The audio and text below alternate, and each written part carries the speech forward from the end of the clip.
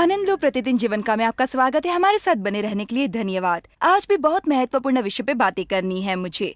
अति सहज मसला है ये, मगर समय समय पर हम में से हर एक को कठिनाई होती है जिसे लेकर, और ये है ईश्वर पर आस्था। अगर आप परमेश्वर में निष्ठा रखना सीख लें तो फिर किसी चीज की चिंता नहीं रहेगी। और अगर हम चिंतित रहते हैं तो हमारी शांति खत्म होती है और जीवन का आनंद नहीं ले पाते। हम चाहते हैं कि आप उस जीवन का आनंद उठाएं जिसे आपको देने के हेतु ईश्वर ने अपने प्राण दिए। हम चाहते हैं कि आप हमारा ये संदेश सुने। मेरा रवैया एक एहसास नहीं है, मेरा रवैया एक चुनाव है। मुझे लगता है इसे दोहराना चाहिए। मेरा रवैया एक एहसास नहीं है, मेरा रवैया एक चुनाव है।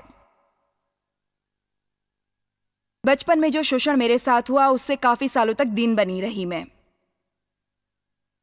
मगर पवित्र आत्मा की शक्ति से जब 1996 में सामना हुआ मेरा, जहां से गंभीर ईसाई भी बनी मैं। बहुत फक्र है महज ईसाई होने में और गंभीर ईसाई होने में।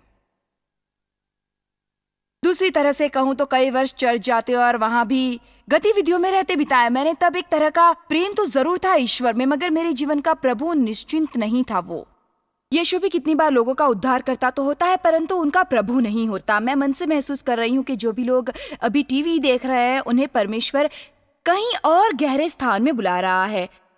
और मैं भी चाह रही हूँ कि आप अगले पूरे सप्ताह बस चर्च ही ना जाएं, बल्कि उसकी ओर मुड़ के अपनी जिंदगी खुद बिताने की कोशिश करें। आपको जरूरत है उसे अपने जीवन का प्रभु बनाने की, ना कि सिर्फ रक्षक अपना। आपको आवश्यकता है एक गंभीर, समर्पित, दृढ़ और गहन चहलकदमी की। तो मैं भी जब गंभीर ईसाई बनी तब परमेश्वर ने बहुत सी चीजों के साथ स्वीकार किया मुझे, जो इससे पहले वो नहीं करता था। मेरे खुद पे तरस खाने के रवैये पे नजर डालनी शुरू की उसने, और चूंकि मेरा शोषण हुआ था तो मैं भी आशा करती थी कि हर कोई उसकी भरपाई करे। बड़ा अजीब यह है कि कई बार पीड़ा हमें कोई और पहुंचाता है और हम उसकी भरपाई करने का जिम्मा किसी और पे डाल देते हैं। औरतें तो हमेशा ही ऐसा करती हैं, शायद शादी के मामले में आदमी भी ऐसा ही करते होंगे। इसने मेरे साथ ऐसा क्यों किया, इसलिए अब तुम चुकाओ मुझे। इसने मेरे साथ ऐसा क्यों किया, उसने मेरे साथ ऐसा। मगर ये सही नहीं है। जब भी देव कभी वो किया करता था जो मुझे पसंद नहीं था, तो मैं खुद पे तरस खाने वाले रवैये पर आ जाती। अपनी जिंदगी में पहले इतना दुख मिला है मुझे, वगैरह वगैरह बड़बड़ाने लगती थी मैं। तब तक सार्वजनिक रूप से कभी कभार पढ़ाना भी शुरू हो चला था और घर पे भी बाइबल का अध्ययन होने लगा था। मन में गहरी इच्छा जागृत हो चुकी थी मिनिस्ट्री बनाने को लेकर। तभी जीवन में उसकी पुकार सुनाई दी और वो बोला मुझसे, या तो दिन बनो या शक्तिशाली, दोनों नहीं हो सकती तुम। और मैं थी एक मंच पर तो ताकतवर रहना चाहती थी, परंतु पीछे घर में दिन, ताकि उसका प्रयोग अपनी चलाने में भावुक तरीके से कर सकूं मैं। परंतु अब मुझे तय करना ही था, मुझे सुनिश्चित करना ही था कि किस दिन भाव से छुटकारा पाना ही है मुझे। हालांकि उसके बाद भी कई बार समय आया जब खुद पे तरस खा चुकी हूं मैं। परंतु देव को लेकर जब वो घर से बाहर गोल्फ खेलने जाते, तब घर में दुखी होकर बैठने की बजाय मैंने बाहर जाना शुरू किया। बुरे रवैये से लड़िए, बेहतर होने की प्रतीक्षा मत कीजिए। विश्वास की अच्छी लड़ाई लड़नी ही होगी आपको।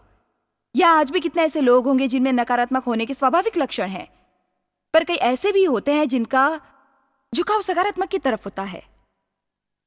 अगर आप नकारात्मक झुकाव वाले हैं तो सकारात्मक होने के लिए बस प्रतीक्षा मत कीजिए, उससे लड़ना शुरू कर दीजिए। अभी आपको यह एहसास करना चाहिए कि यह रवैया आपके दिमाग में गहराई से बैठा हुआ है, चाहे स्वभाववश या कि अतीत के कुछ ही वजह से या किसी भी अन्य कारणवश।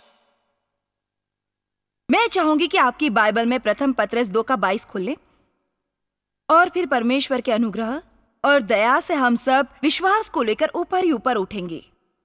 हमें बस रखना है उन पर विश्वास। आपको बताऊं, विश्वास ही आपका कवच है। निष्ठा ही आपको चिंताओं और आशंकाओं से बचाएगी। विश्वास से ही आपको प्रयास करने का बल मिलेगा, जिससे हर चीज समझ आएगी और हर उत्तर मिलेगा उन बातों का जिन्हें आज तक समझ नहीं पाए हैं आप। और सत्य तो ये भी है कि निष्ठा बिना आपको आनंद नहीं मिलेगा कभी। बिना विश्वास कभी शांति हासिल नहीं नहीं हो पाएगी। निजी रिश्तों में भी आस्था ही आधार है, व्यक्तिगत संबंधों की नींव का। कभी ऐसे किसी से शादी करके देखिए जिस पर विश्वास नहीं हो, या किसी ऐसे को मित्र बनाइए जिस पर भरोसा नहीं हो आपको। बहुत बहुत बहुत बहुत जोखिम भरा होगा ये। हमें वही विश्वास का रुख रखना और अपनाए रहना चाहिए जो निश्चित तौर पे यीशु में था। पहली पत्रस 2:22 को सुने, ना तो उसने पाप किया और ना उसके मुंह से छल की कोई बात निकली। वो गाली सुनकर गाली नहीं देता था और दुख उठाकर किसी को भी धमकी नहीं देता था,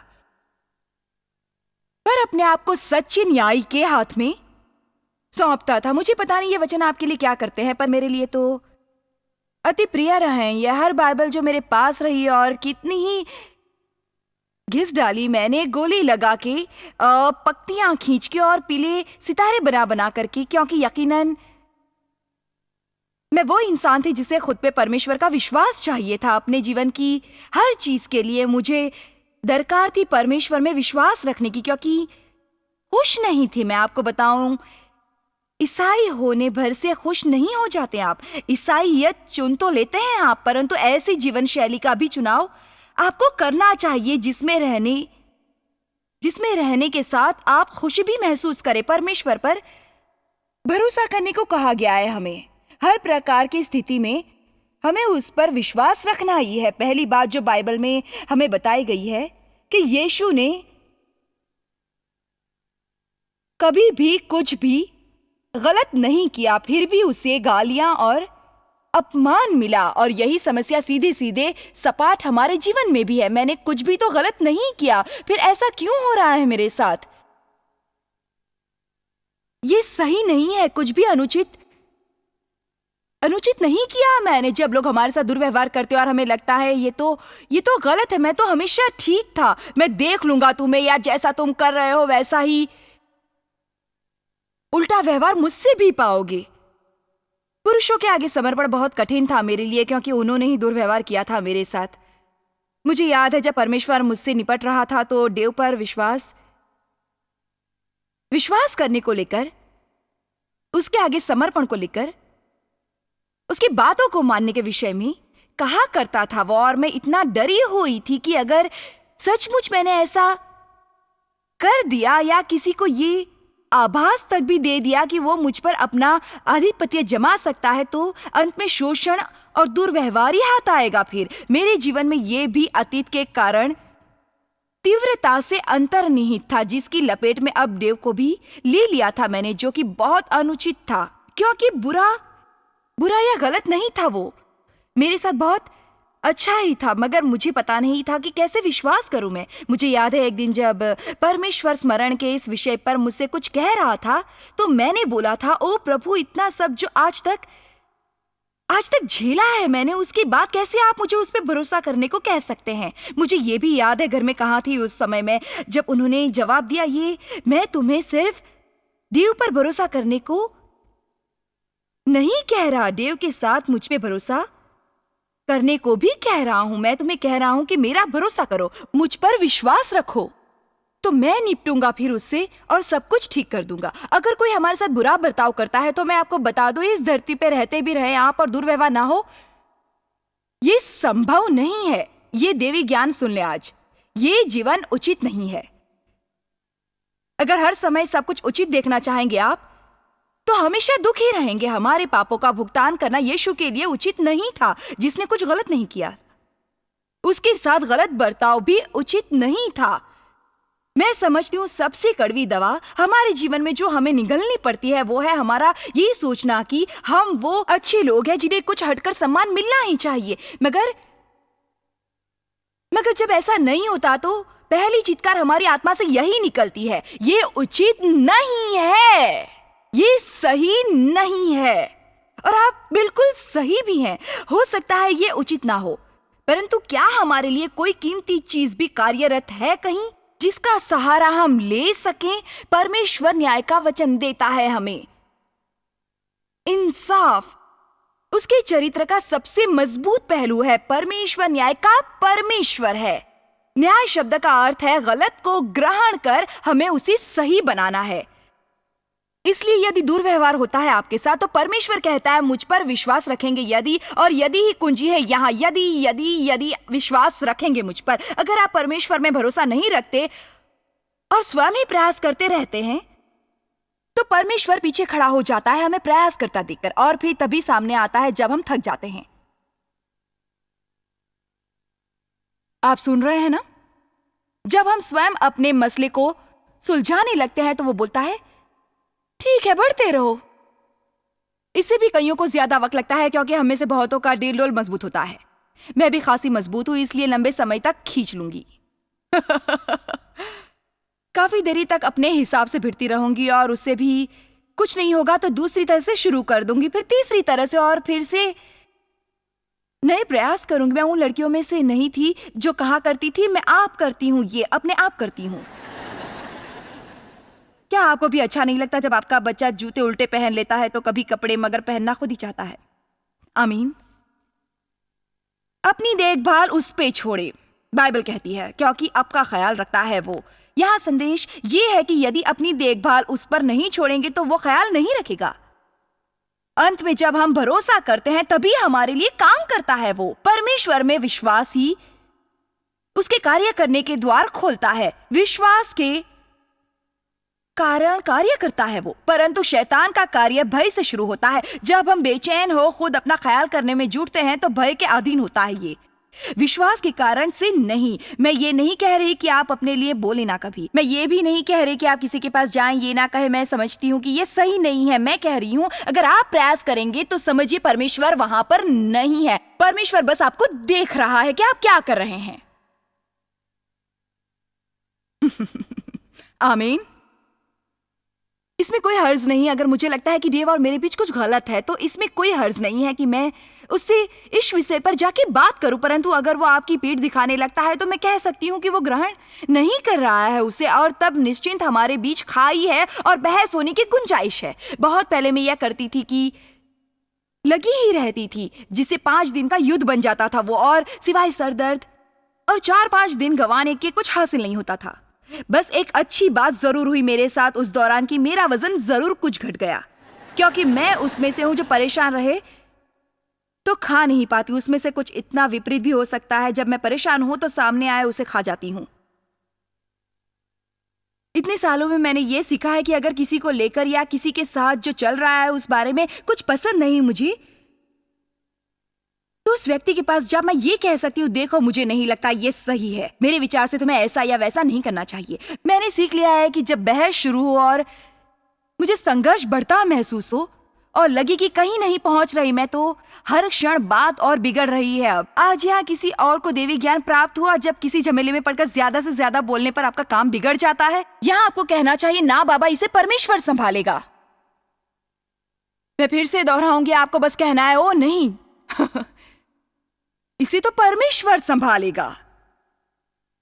अगर आप समझदार हैं तो फौरन प्रार्थना में चले जाएंगे। परमेश्वर मेरा मुंह बंद रख, चुप रहने में मेरी मदद कर, जबान पे लगाम रखने में मेरी सहायता कर। आमीन। प्रार्थना करनी चाहिए मुझे, ठीक है परमेश्वर ये कि सही नहीं जा रहा अभी, अंत चुप रहने में मदद करो, मुझे मदद करो, मदद करो, फिर मुझे मदद करो। परमेश्वर से प्रार्थना करनी चाहिए कि क्षमा करने में सहायता करे मेरी, क्रोधित नहीं होने में मदद करे मेरी, क्योंकि ये वो चीजें हैं जो हमारी भावना है और भावनाओं से ही नहीं जीना चाहिए हमें। परमेश्वर में अपना विश्वास रख के हम कहते हैं परमेश्वर मुझे विश्वास है कि आप हमें सुलझा देंगे, मुझे यकीन है कि आप चीजों को सही कर देंगे। विश्वास जाहिर हो रहा है ये, और जहां भी अंत हो इसका मुख्य संदेश ये है कि विश्वास पूर्ण रवैये से ही रहिए, परमेश्वर में विश्वास रखिए। मगर दूसरी बात यह है कि किसी को लेकर संदेह में भी ना रहे। हर कोई हमारे पीछे नहीं पड़ा है। मुझे पता नहीं आप कैसे बड़े हुए हैं, मगर मुझे तो शक करना ही सिखाया गया था। बार बार मुझे कहा जाता था किसी पर विश्वास मत करो, कोई अच्छा नहीं है यहाँ।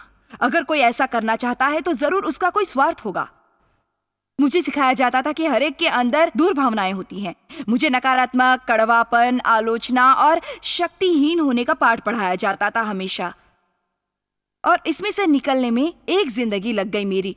निष्ठापूर्वक आस्था रखनी है अब मुझे, और बाइबल कहती है सब पर विश्वास रखो। 1 कुरिन्थियों 13 में जाना है हमें, जहां कहा गया है कि प्रेम हमेशा व्यक्ति में उसकी श्रेष्ठता ही देखता है। इसकी आशा कभी धूमिल नहीं पड़ती, हमेशा सर्वश्रेष्ठ में ही यकीन रहता है उसका। एक बात कहूं आपसे, यदि परमेश्वर हमारी अच्छाइयों में विश्वास नहीं करता तो हम में से किसी के साथ भी आज संबंध नहीं होता उसका। हम जैसे हैं अभी परमेश्वर उस पे ध्यान नहीं देता है। उसका मानना है कि यदि वो विश्वास डाल दे हम में तो बदल सकते हैं हम। कई बार हमारे जीवन में लोग बस इसी वजह से नहीं बदलते क्योंकि हम चाहते हैं कि वो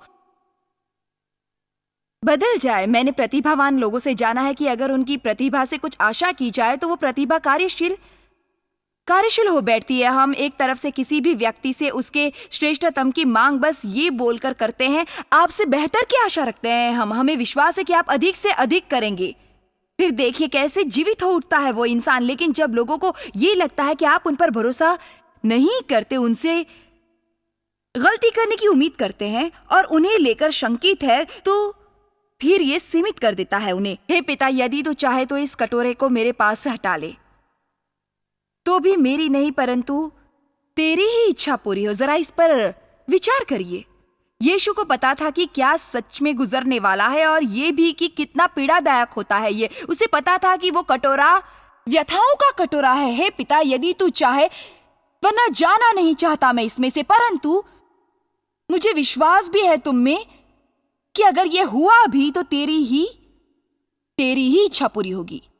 हम भी जब कभी ये बोलते हैं तेरी इच्छा पूरी होगी, तो ये विश्वास का वक्तव्य होता है। ये परमेश्वर में अपने को छोड़ देने का कथन है, जिसमें कहा गया है, मुझे यकीन है कि ये कठिन है तो भी तुम इस कठिनाई को अपने सर ले, जो मेरे लिए अच्छा है वो करोगे। किसी ना किसी रूप में ये मेरे हेतु शुभ ही होगा। यहाँ पर आइए मैं कुछ और चीजें फेंकूं आपके सामने, जिसके विषय में अधिकतर लोग सोचते भी नहीं। वो पीड़ा जिससे यीशु को गुजरना पड़ा, अपने लिए नहीं हमारे लिए सहा उन्होंने। अब मेरी सुनिए, यदि आप सचमुच इच्छा रखते हैं कि परमेश्वर आपका उपयोग करे, तो जो मैं कह रही हूं उस पर ध्यान लगाइए अपना। ऐसा वक्त कई बार आएगा जब परमेश्वर आपकी परीक्षा लेगा।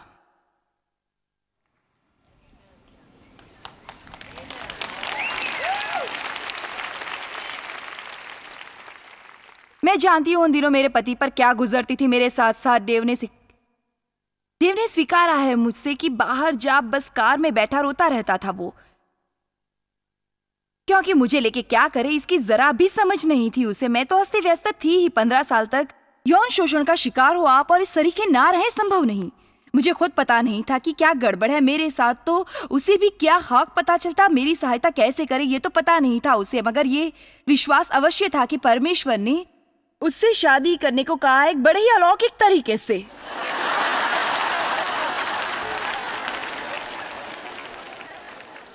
एक दिन देव मेरे माँ बाप के घर पे आया और मुझे देखकर बोला, मैं समझता था कि तुम अच्छी दिखती हो।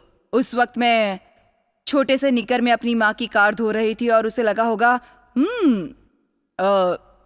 अच्छी नजर आती हूँ मैं, और इसलिए थोड़ा छेड़छाड़ का मन बनाया। उसने बोला, जब उस कार का धोना हो जाए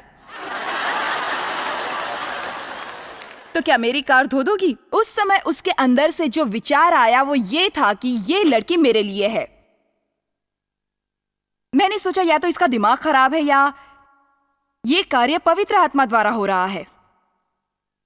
उसके बाद 5 मुलाकातें की हमने और शादी कर ली। 3 हफ्ते बाद देव मुझसे आकर कहने लगा, आखिर क्या परेशानी है? मगर 1-2 साल शादी टाल देते तो वो क्या करता? आपको लगता है उसे परमेश्वर पे भरोसा नहीं होगा? भरोसा रखना ही था उसे, क्योंकि अगर वो खुद सही बना रहा है तो मैं भी बदल जाऊंगी। मैं देव के साथ चर्च जाया करती थी, कुछ और प्रयास भी करती। जिस तकलीफ से देव गुजर रहा था उन दिनों, वो उन लोगों के हेतु अधिक थी जिनकी सेवा आज करती हूं मैं। उनमें से कोई लेना देना नहीं था उसका। उनकी पीड़ाओं का वास्ता उनसे नहीं था। वो तो इसलिए थी ताकि परमेश्वर मेरा प्रयोग कर अतीत की दस्तावेज की तरह करके वर्तमान में लोगों को प्रोत्साहित कर सके। तो भाई ये आप भी कर सकते हैं। आप क्षमा कर सकते हैं, कड़वाहट रहित हो सकते हैं और कोई जरूरत नहीं कि सदा चीखते रहें, मगर आज तो प्राप्त हो रहा है आपको यहाँ। उसके लिए किसी न किसी को पीड़ा झेलनी ही पड़ेगी। ये बात गांठ बांध लीजिए कि जो भी अच्छा समय हम देखते हैं उसके लिए कोई ना कोई कीमत चुकाता है।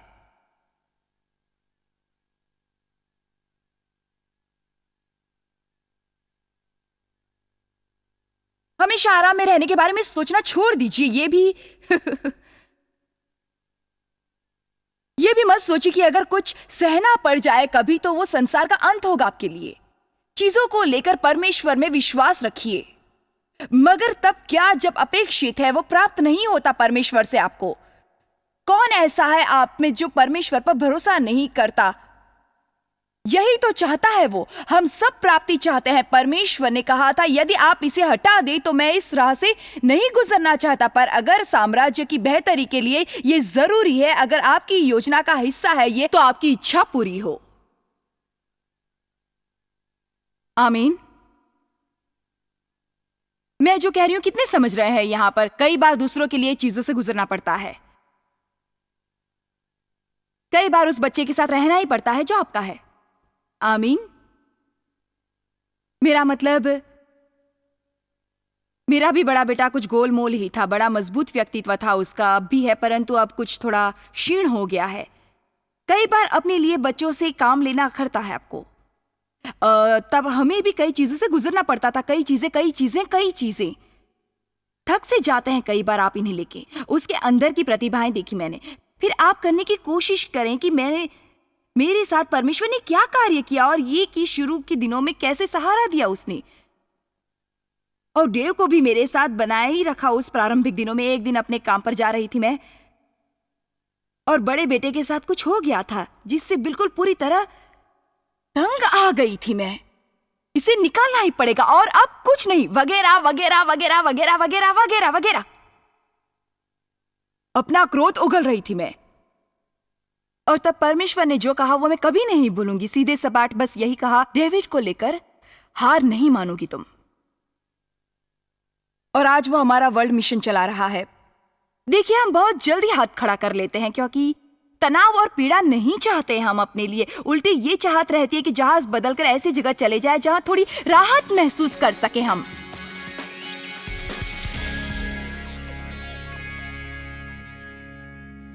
हम सबको विश्वासपूर्ण रवैये से जीने की आवश्यकता है, और रवैया एक चुनाव है, कोई एहसास नहीं। और ऐसा करने में आपकी सहायता है तो आज हम स्रोतों का एक प्रस्ताव रख रहे हैं जिसे लेकर हमें यकीन है, और जिस क्षण हमें कुछ चाहिए वो उस वक्त नहीं मिलता, ना ही उस रूप में आता है जैसा हम चाहते हैं। परंतु इसका अर्थ ये नहीं कि आप अपने जीवन का आनंद ना उठाएं।